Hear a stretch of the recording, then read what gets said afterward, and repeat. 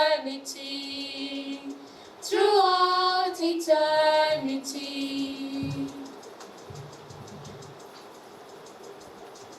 Bible reading. A reading from the book of Proverbs, chapter 3, verses 5 to 9. Trust in the Lord with all your heart and do not rely on your own insight. In all your ways acknowledge Him, and He will make straight your paths. Do not be wise in your own eyes. Fear the Lord and turn away from evil. It will be healing for your flesh and a refreshment for your body. Honor the Lord with your substance and with the first fruits of all your produce. The word of the Lord. Thanks be to God. Heavenly Father, we gather before you today for this international conference. We thank you for bringing together scholars, practitioners, students, and experts from diverse places, cultures, and fields of study. Bless this moment of learning and global collaboration. Lord, you are the source of wisdom, understanding, and compassion. Help us approach each discussion with humility, openness, and a genuine desire to learn from one another. Bless this conference, O Lord, our minds that we may think clearly, our hearts that we may be instruments of your peace. We entrust this international academic gathering into your loving hands. Guide us now and always. Amen.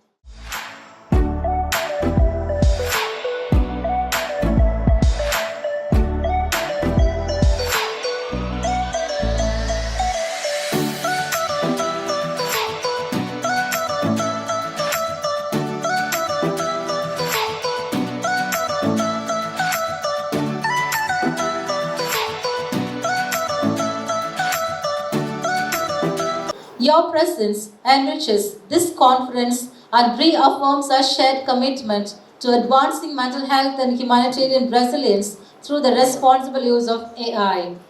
As we embark on today's discussions, may we be guided by empathy, wisdom, and courage.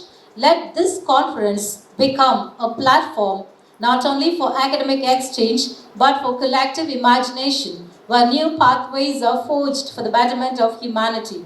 Once again, I welcome you all to this international gathering. May our time together be meaningful, collaborative, and transformative. Thank you.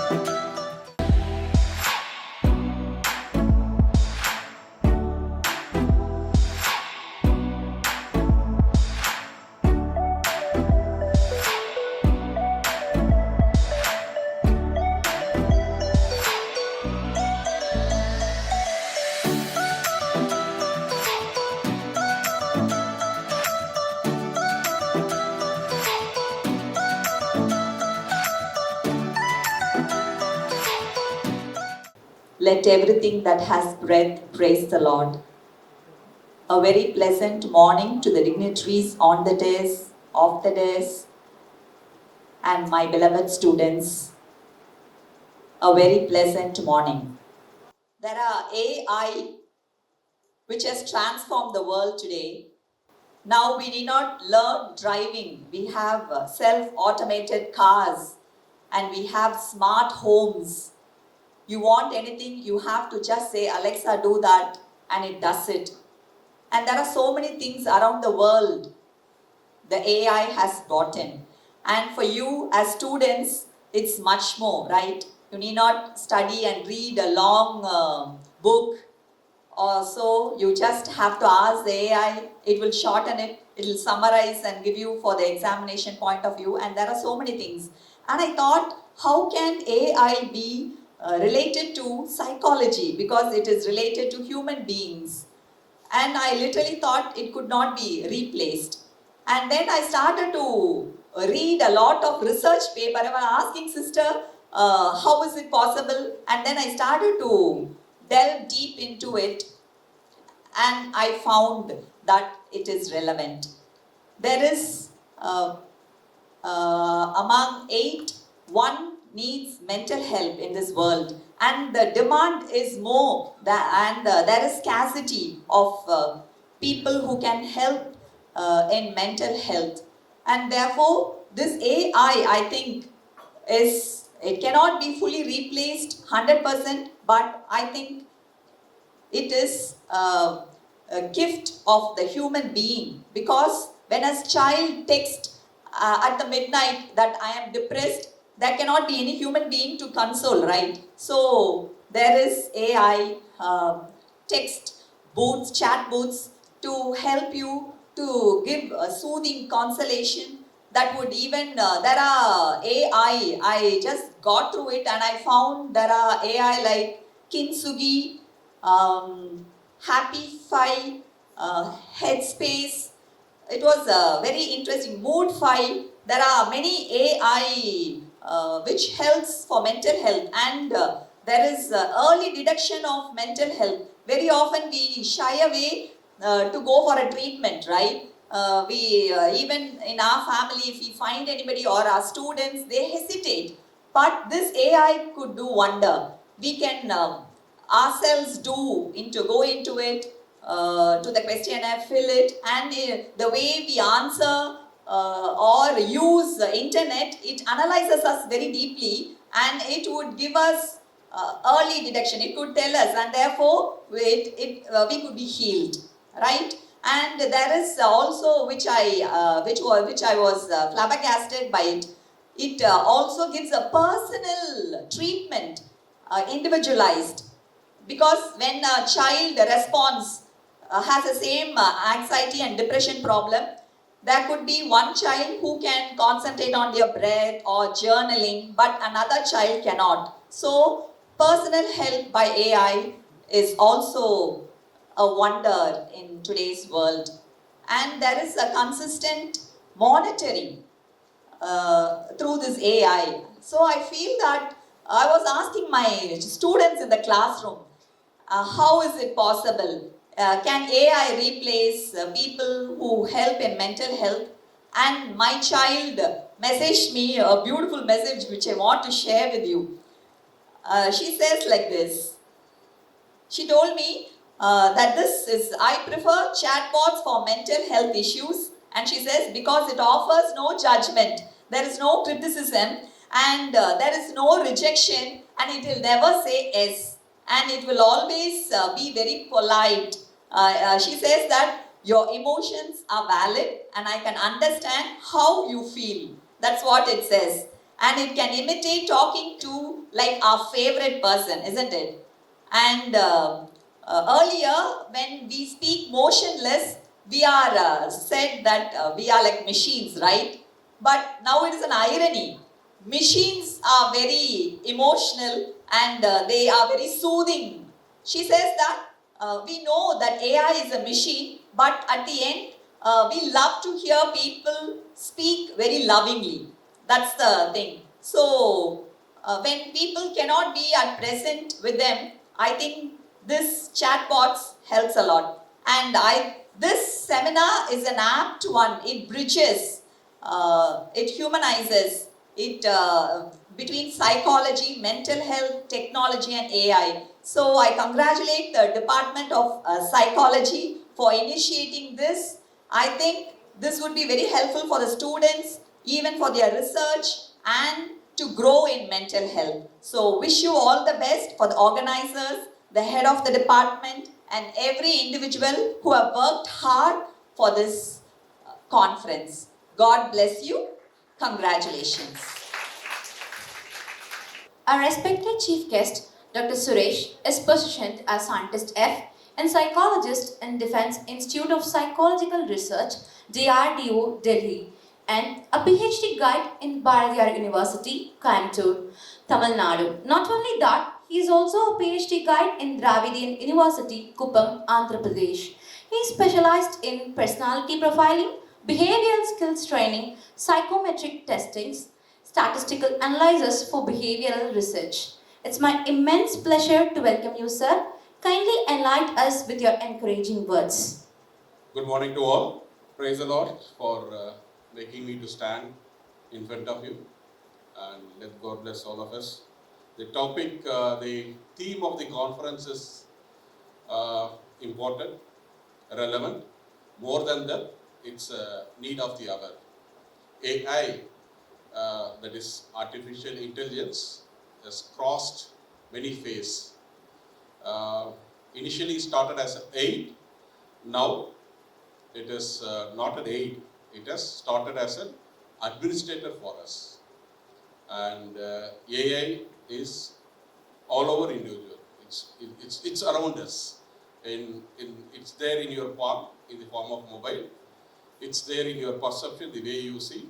It's there in all the field. And it's the theme or the sub-themes when I gone through, it's widely spread, relevantly captured for each topic for the main theme of the conference, that is AI in psychology, AI in assessment, and AI in mental health. And when I gone through the many literature related to AI, initially it started as an aid, and then it cannot overcome the human intelligence. We have to understand what is the human intelligence, how it differs from the AI. Human intelligence has certain capabilities, that is thinking power, creativity, judgment. Those aspects cannot be captured by AI. But even though AI has a simulation, fast learning, fast and quick analysis, and large number of data, that is the advantage of AI is there. There are some pros and cons are there, and they come up with an article which they come up with a solution that AI can be an agent to an intelligence. The ideal name for the AI is, it's not an artificial intelligence, it's an intelligent agent. It's supposed to be an intelligent agent. It is supposed to aid us, it is supposed to guide us, and human has to be a deciding factor. Like that, when it comes to the AI acts as an in the form of machine learning and NLP, that is natural language processing, and AI being used in the speech recognition and space recognition, and like that, like the Vice President was telling, it has been used in variety of areas like research and academics.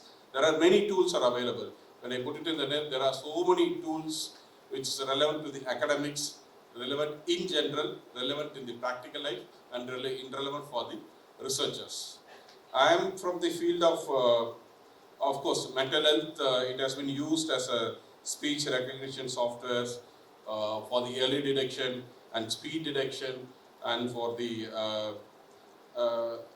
identifying certain tailor-made treatment. It has been used, and the main aim of AI in mental health, it reduces the error of an individual. As an individual, we all bound to make errors. That error can be reduced by using the AI. But where to use, when to use, how to use the AI, it's the decision of an individual only. Where our intellectual ability plays a very vital role. Like that, there are many Uber, Ubot, so many chat boxes are available to aid us in the treatment also. But I am from the field of psychological assessment. So in the psychological assessment, is basically we use it for our in the testing process, where we administer the different kind of test in a dynamic form, in a video form, and we profile an individual competencies where AI has been used extensively, and it predicts the behaviors, in the futuristic behavior also. In a very fast, when large number of people we have to assess, we have to take the aid of an AI. and the real-time analysis will be done, and again it reduces the individual errors like hollow and on effects of an individual. So there are many aspects there in the AI, but the main thing is there are certain AI ethics that we have to consider. As I said, whenever we have a technology, we should not overwhelmed by the technology. We have to use that as an aid, and when, where and how, that matters a lot. There are so many concepts surrounding the AI ethics, like security aspects of our data, and anonymity of an individual, the identity of an individual, the who is going to take the responsibility when we consider, when we use this AI in our setup, the safety of an individual, the transparency of the data. That makes a very, very important aspect when we use the AI. So use the AI as an agent, use the AI as an aid, and in an appropriate manner. But before that, use our own intelligence on top of that to decide where to use AI. Thank you. Thank you so much for giving this opportunity. Thank you. Thank you, sir. We are grateful for your thought-provoking speech. Our chief guest, Dr. Yuvraj, head of the psychology department in Manoarmaniam University, Tirunelveli, his experience in our field is truly astounding. Sir has been the psychological testing officer in Juvenile Guidance Bureau in Chennai from 2003 to 2006. He was also the honorary counselor in Nava Jeevan Trust for Children in Government Observation Home, Tirunelveli from 2009 to 2012. His achievements are truly inspiring and motivational. It is my pleasure to welcome you, sir. Kindly share your experience with us, sir. Thank you. Respected dignitaries on the dais, Sister Judy Gomes, Dr. Anik, Dr. Alex, Dr. Suresh, Sister Bridget, all the delegates from various parts of India, and one and all present here. Very good morning. Good morning. Yeah. Thank you very much for inviting me here as one of the chief guests of this international conference. Especially my special thanks to Dr. Sister Bridget for inviting me. Sister Bridget for inviting me here and personally taking care. And especially thanks for her inspirational introduction of me. While she was talking, she was whatever she says, I got goosebumps for whatever she told about me. I was just recalling. Was I like that? Did I do anything like that? I don't know.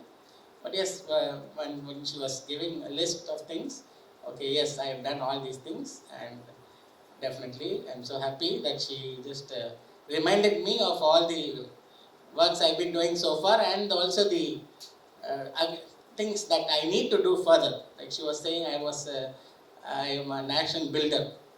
Okay, so I just got stuck. Am I really a nation builder? Of course, yes, many psychology plays a greater role in nation building. Many national leaders have got benefited from psychology. So yes, maybe she's just giving me something, a goal that I have to set to build the nation. Thank you very much, sister. And wonderful conference theme that we have today. So here, artificial intelligence in resolving mental health and humanitarian crisis. So it's a well, of course it's a need of the hour. It's a most well thought of theme that the organizers have kept, and I hope there are plenty of papers that come up with ideas, with solutions on resolving, on utilizing, on integrating artificial intelligence in resolving the crisis that we have. But then, yeah. Sister, what a 5 minutes please. Yes. Of course, the bell is now ringing. I hope it's for the class, not for the inaugural session. Now we need to know what are the crises, humanitarian crises we have. We have in our region, our state, the crisis that we have in the nation, and the crisis we have in the world, and of course we have the crisis that we do have in the space. Sunita Williams, who is Sunita Williams, by the way? Can I ask questions to you? So who is Sunita Williams? Actor Sunita Williams, huh? Astronaut, okay, astronaut. So astronaut, she after she came back from some place, yeah, there was a region out of in the space, International Space Station. The moment after 9 months she came back, she was interviewed by many people, especially we were owning her. Indians were owning her that she belongs to an Indian country. To what extent we have sponsored her, we don't know. And she was telling that we need a lot of people for International Space Station. We need plumbers, we need engineers, we need architects.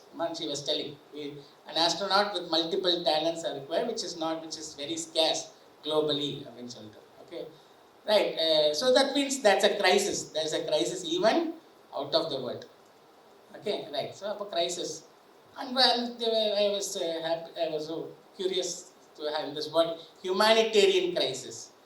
Now, what is humanitarian? Just get it, because you are all doing papers. We are willing to present papers. Maybe from your thought, maybe one or two ideas about what is humanitarian. Can anybody say about that? Humanitarian. Your lips tight. Don't want to talk. Don't want to say. Thankfully, astronaut vanduchu. Humanitarian. Humanity in the word vandadanu sollama. Can we say that it has come from humanity? Humanity. Appa, what is humanity? It's like simple, to be human. Whatever qualities that keep us human, we can say it is humanities. That means what are the qualities to be human? What are the qualities? Yes. Being humble, very good. Being humble. Being kind, good. Sharing, yes, very wonderful. Sharing. We share our malagapadi and chakra to our neighbor. We share, yes, that's also sharing, very good. We do. And we also share our resources to other countries. From household level, sharing of resources to national level, sharing of global level, sharing of resources, yes. Sharing, makes us human. Then, being empathetic, wonderful, being empathetic. Okay, understanding the emotions of others, of our own self and others. Okay, right. So many qualities are there. Now, what is the crisis that we are facing? We are all kind, we are all sharing, we are all empathetic to others. Then where is the crisis?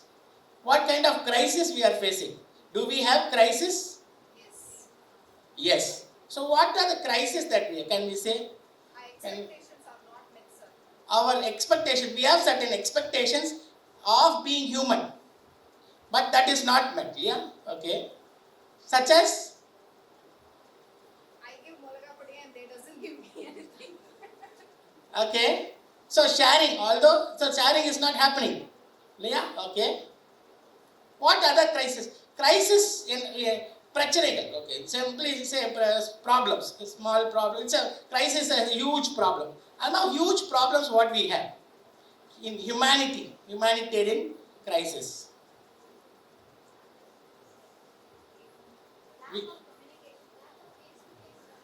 Lack of communication gap, somebody is saying here, yes. That is a root cause of some crisis. That is a problem, that's a reason for some crisis, yes. But crisis usually when we Google, when we do research reviews, crisis, they were talking about war, global war. There is war in Syria, there is war in Gaza, war in Ukraine, because of which children are being killed, women are being killed, all people are leaving their their households, their communities destroyed, they are migrating. Like crisis, when we talk about crisis, global crisis. And then national crisis. In India, what crisis we have? We have the problem of petrol hike. We have a problem of gold hike. Gold rate is going so heavily, it's hiking so much that parents are postponing their children's marriages. Yes? Okay? Right. I don't want to take much time, but that this topic is fascinating that I have to talk certain things. Like, okay, let's see from what is the crisis that we are facing or that we are doing or that we are involving in day to day. Now we have a wonderful river here near to Tirchi, which is the Kaveri river. We have a river in Madurai, which is Vaigai river, which we have a river bed which going via Kumbakonam, all these places. We have a river in Tirunelveli, this Tamarabani. So we read, when we do Google, we read that it's a wonderful river, it's passing on, long river, everything, it's very fertile, lands are fertile. When we go and visit there, we find a lot of garbages that is floating on the river. Okay, one crisis I'm just going to talk about. Okay. So when we go and see, we want to take pictures, we take pictures beautifully, but behind that, there's a river which is flowing. Instead of river that is flowing, we find garbages that are floating. Pathetic to see, there are Huggies, Pampers are floating, napkins are floating, water bottles, pet bottles are floating. Now, who put it there? Who are those who have put it there? It is none other than me and you. Okay, I will not say you, I will not say me and you. Okay, we are all responsible. Now, that is a strong humanitarian crisis. It's a very, very important humanitarian crisis, which is the root cause of many illnesses and problems that we have. Crowding happens, many such things. We are not, for shortage of time, I'm not just talking about. Now, if there is a humanitarian crisis, this is one thing that it has to be addressed now and today. Today in the sense, okay, today we are in this hall, in this conference hall, we have created wonderful space, wonderful ambience, everything. What happens after 5 o'clock in the evening? What is going to happen after this?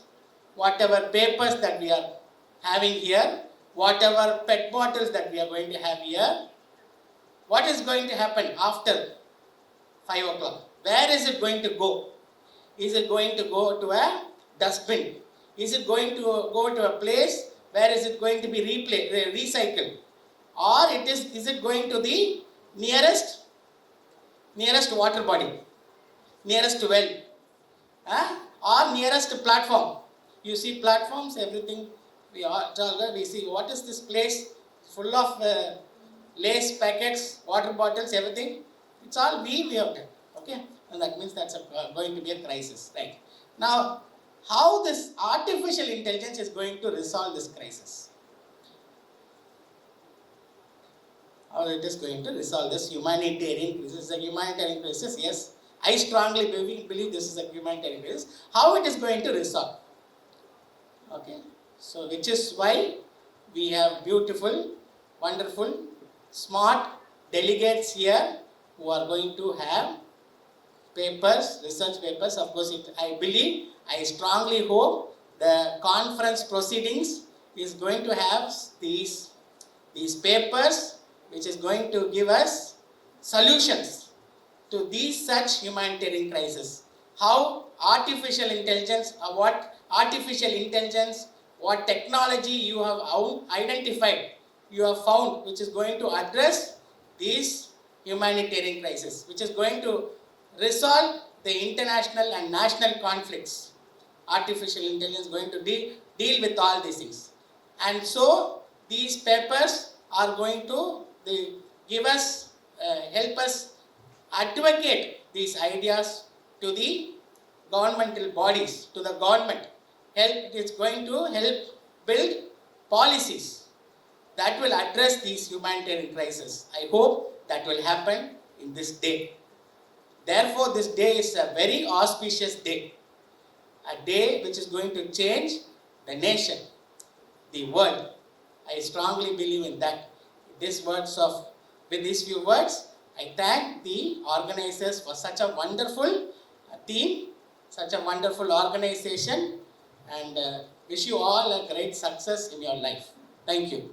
Learn and grow through thoughts and dreams, the world we know.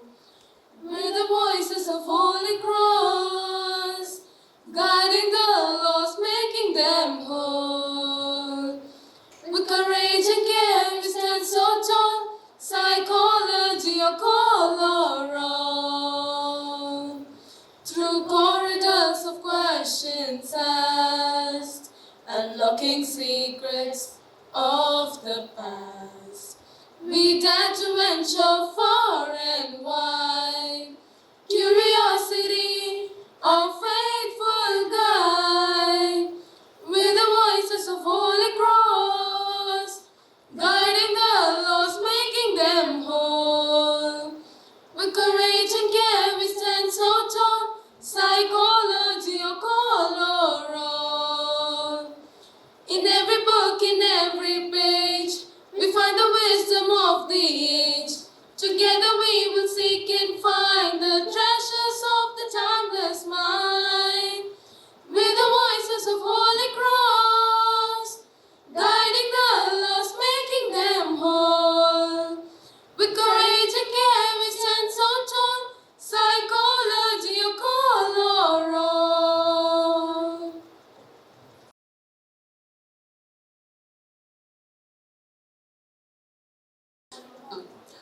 I want to thank the Holy Cross College for inviting me today, and I thank you in advance for your indulgence for my shortcomings in English.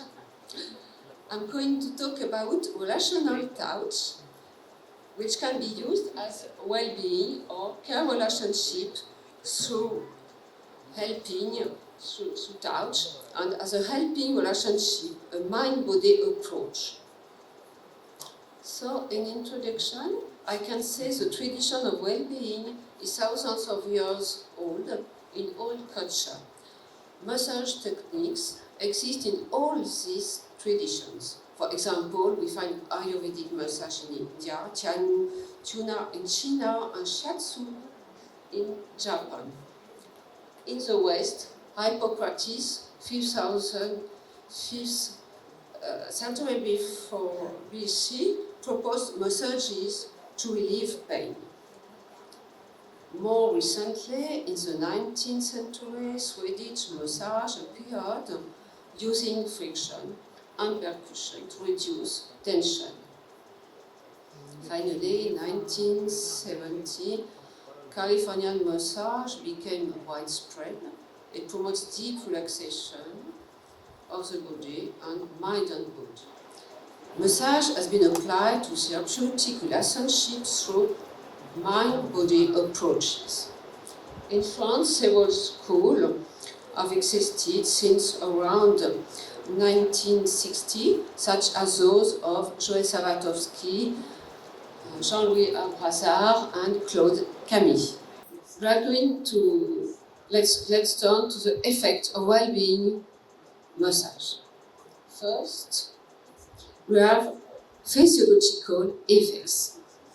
There is a frequent increase in respiratory amplitude and therefore a stimulation of the parasympathetic nervous system, vagus nerve, because of the lengthening of the time of expiration, like in cardiac coherence. 3, 6, 5 method. With the stimulation of the parasympathetic system, we observe, you can go on, yes.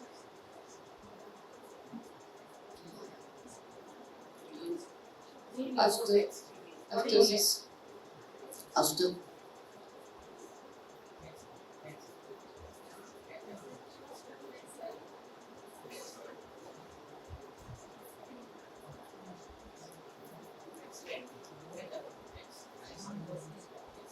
Yes, thank you. Yes, this is a physiological effects.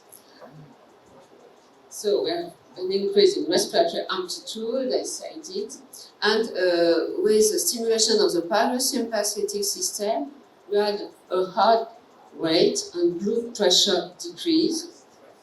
The immune system is boosted, cortisol drops in blood and saliva. Oxytocin secretion increases.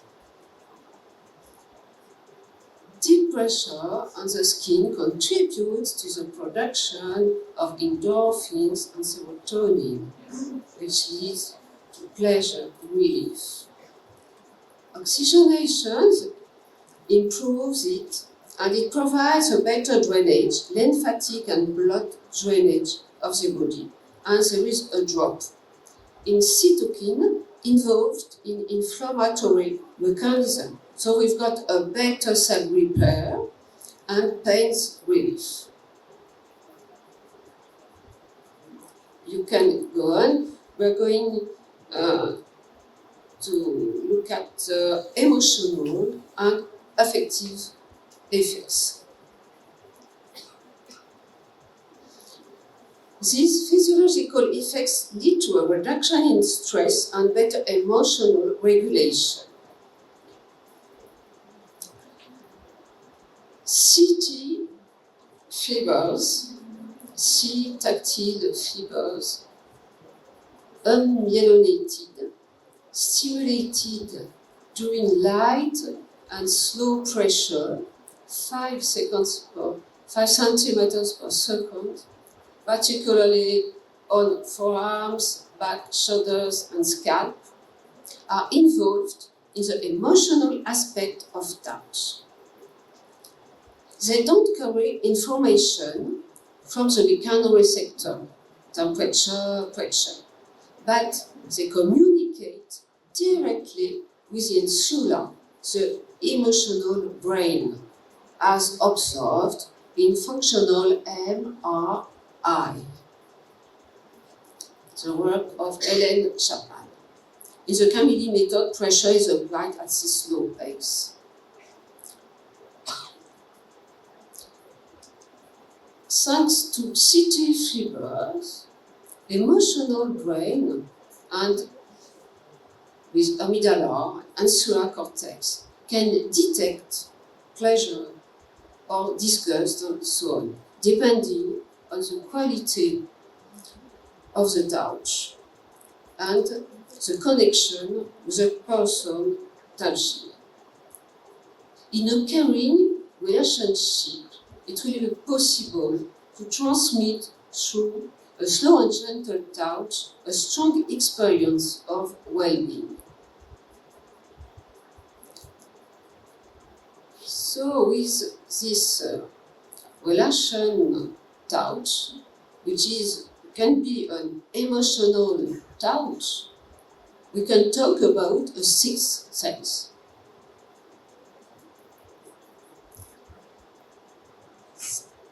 Third, psychological effect. We have a deep security, improved self-esteem. Touch is essential to life and contributes to the attachment process.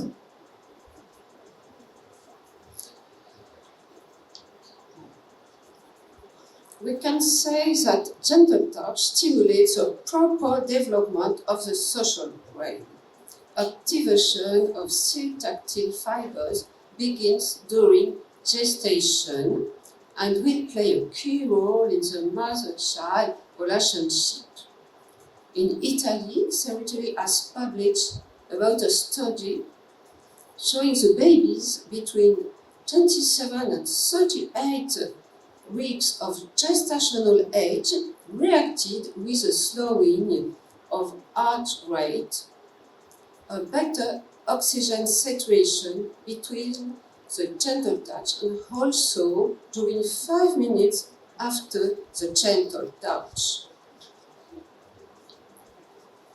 We know that newborns connect with the world through touch. The first sense develop in utero. The other senses are less mature at birth. Professor McGlone has showed that the movement of amniotic fluid in the lanugo, the downy membrane covering babies, stimulates brain's maturation, particularly the area of the social brain, the insular cortex. It strengthens the bond, allowing the baby to feel the parent's attention and to integrate into the human community through a sense of security. Massage allows a reappropriation of one's body. It involves inhabiting one's body like a home where one feels good, with awareness of one's body's limits, a strengthening of the sense of existence, and an awareness of the connection between body and psyche. The person receiving the massage can feel the solidity of their body as well as sensitive aspects. There is an experience of deep security which harks back to early experiences of holding. We can think about Donald Winnicott.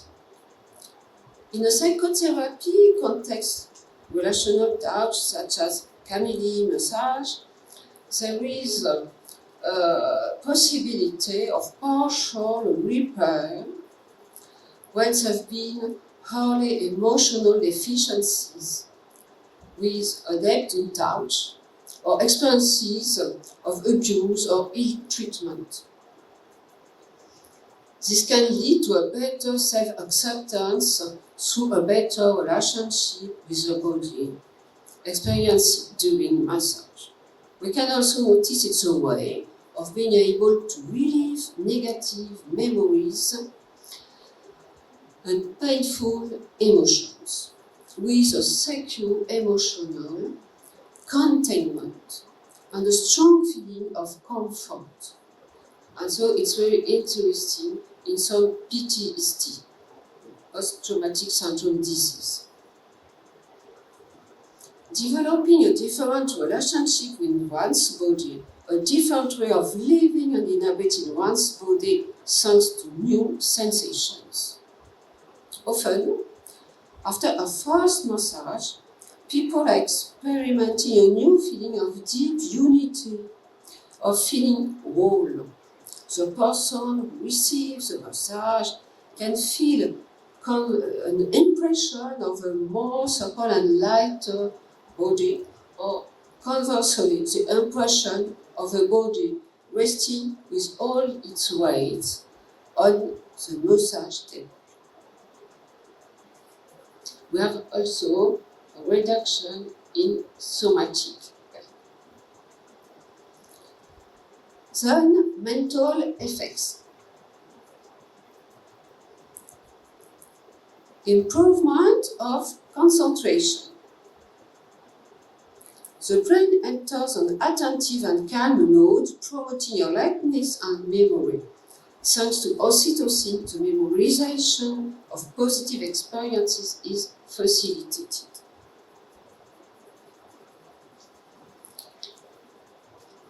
Another important point is the path of empowerment. This relation touch can encourage the massage person to take initiatives. For example, in the Camille method, which offers a very respectful and subtle way in touching in a relational dimension, the massage therapist synchronizes himself with the breathing rhythm of the person being massaged.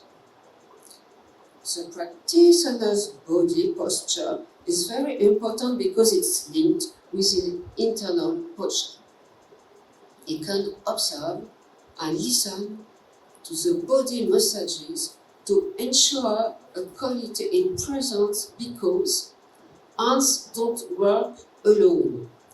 That means hands are like an extension of the body. There's no kneading by the master. His hands are guided by the forwards and backwards movement of his body. This way of doing promotes a connection between two persons and brings harmony for the persons being massaged. In reconnected with the body as experienced, there is a true reappropriation. The muscle can encourage movement and stretching during the tension. The massaged person can choose whether or not to let the body flow with the movement to explore the space around it. We leave all the space to the person being massaged, and this touch becomes a tool of discovery, self-exploration, and self-knowledge. It should also be noted that this relational touch, experienced regularly, promotes peaceful social interactions. Because of a better emotional regulation, improves self-esteem and a greater empowerment.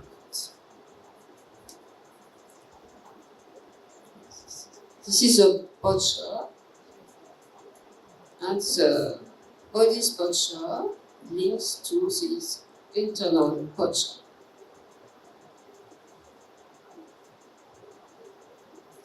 Verticality, anchoring are important, and the hands as an extension of the master's body. Yes.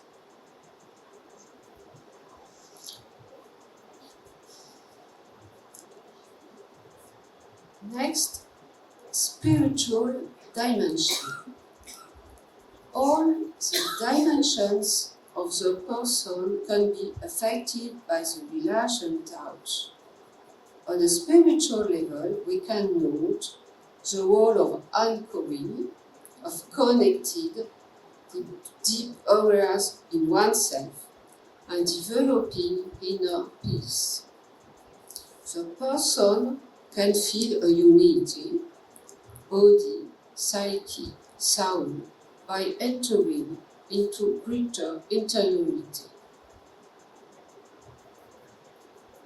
In conclusion, I would say I've tried to explain some aspects of the well-being massages and camelin method. These approaches allow for safe and secure encounter between the practitioner and the client, enables the person to connect with oneself and to experiment a new relationship with oneself. The relation touch can be used for wellness, whatever the age. It can be included in psychotherapy to look after disabled people or in palliative care and others.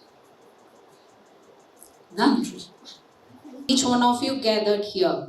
It's my privilege to give them this opportunity to stand before you to thank the hard work rendered by the great minds involved in organization of this workshop. I especially extend my heartfelt thanks to Lord Almighty for guiding and guarding us throughout this day.